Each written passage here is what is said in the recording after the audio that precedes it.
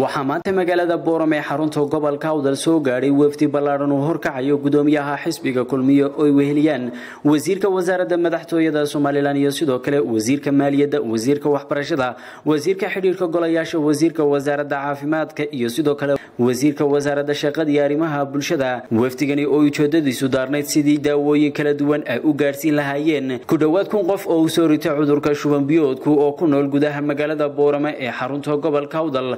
waxaa maanta gudoomiyaha xisbiga kulmiye Muuse Biixi Cabdi daawooyin iyo lacag kala duwan ku wareejiyay maamulka cisbitaalka weyn ee magaalada Boorama. daawooyinkaasi oo loogu talagalay in lagu la tacaalo dhammaanba dadkii uu soo ritay xanuunka shuban biyoodku ee ku nool guud ahaan deegaanada kala duwan ee gobolkan Awdal. intaasi kadibna wafdigani ayaa waxa uu kormeero kala duwan ku soo maray goobaha lagu xanaaneynayo dadka uu soo ritay xanuunka shuban biyoodku iyo sidoo kale saldhigga dhexe magaalada Boorama oo ka dilaacay xanuunka shuban biyoodku. waxaana xagaasi ka hadlay dhammaanba xubnihii kala duwan ee golaha wasiirada ee wafdigaasi ku wehelinayay gudoomiyaha, iyagoona hadal kala duwan halkaasi ka jeediyay ayaa waxay sheegeen maanta waxa farxad weyn oo in uu ila soo booqday wafdiga oo hogaaminayo gudoomiyaha xisbiga.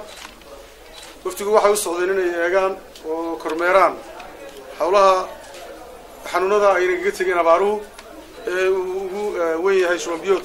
control in lagu buufiyo lafteeda way la tahay in loo baahan yahay meelaha barkadahana wixii lagu darayo wasaaradda macdanta wasaaradda biyo inay koloriintii kulay keentan filayna oo lagu daro xaga dhijaamaha waxaan meeyarku waxba hagran ma xanuunkaas muxuu ahaa lala ka hortagiisa iyo muxuu ahaa la tacaalidiisa oo muxuu ahaa gurmad ay xisbiga kulmiye gudoomiyuhu hogaaminayo xukuumadda uu ku daadihinayo waliba ku kormeerayo xukuumadda lafteeda uu ku kormeerayo ayuun bay muxuu ahaa muhiimadda iyo munaasabadu muxuu ahaa ay tahay inaga mudan yahay naxari inaynu u mahadnaqno marlabaadka. waxaan halkan u nimi sidii mas'uuliyiintii iga horreeyay sheegeen gurmad xaaladda shuban biyoodka ee gobolka Awdal ku soo korodhay magaalada madaxiisa Boorame marka waqtigii labaad ku soo laba kaclaysay ayaan u nimi. guud ahaanba waxaynu soo maray marxalad adag oo abaara oo dalkeena saameysay oo dad ku dhow ilaa iyo 2 milyan oo qof oo muwaadiniinta dalkana ilaa 1.7 milyan lagu qiyaasayo saameysay. dhankooga iyaguna waxaa xagaasi ka hadlay maayirka degmada Boorame iyo sidoo kale maayirka degmada Hargeysa ayaa waxa ahaantii midana gudoomiye iyo wasiiraba sharaf ayayna tahay gurmadka noo soo gurmateen aad baan niga mahad celinaynaa.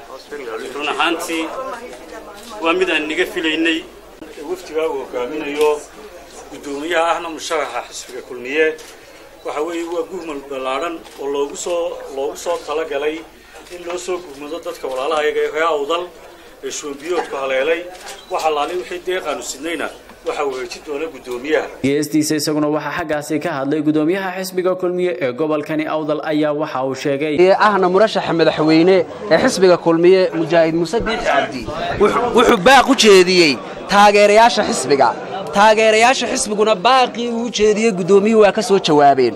waxay baaqaas uu gudoomiyuhu jeediyay taageerayaasha xisbigu ay ka soo jawaabeen kamid aha inay taageero u diraan dhibaatadii ka dhacday shuban biyoodka ee Burco, inay taageero u muujiyaan dhibaatadii ka dhacday Wajaale. ugu dambeyntii ayaa waxa hadalka soo gabagabeeyay gudoomiyaha xisbiga kulmiye Muuse Biixi Cabdi isagoona ugu baaqay in laga wada qayb qaato la tacaalida bulshada kala duwan ee uu soo ritay xanuunka shuban biyoodku. hawshan aanu nimay gurmadka laba qodob baan ka oran. mid waxa weeye dad baa ka faalooday wasiiradii iyo gudoomiyaha maxay inta loo soo raacaa. waxa la soo raacaa mar haddii wax gurmad tahay waxa la soo raacaya in meesha dhibaato jirta go'aankeeda ciddii qaadan karaysa ay wada joogto mar walba go'aanka la qaato. maaliyadii, madaxtooyadii iyo caafimaadkii. wasiirka tacliintu ilaa Burco la socda. muxuu noola socdaa waa waqtiga imtixaanada. qaranka oo dhan ardayda imtixaan bay fariisan lahayd. cudurkana waa jira. wuxuu leeyahay go'aanka maxaynu ka helaa ardayda ma la isu keeni karaa mise la isu keeni karaa iyadoo lala tashanayo wasaaradda caafimaadka.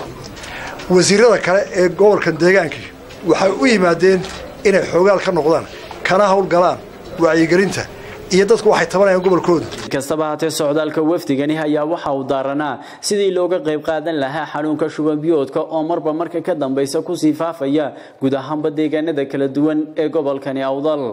وعبد الله داهر وعيس تيفيق عالمي قصاب مقالة بورما.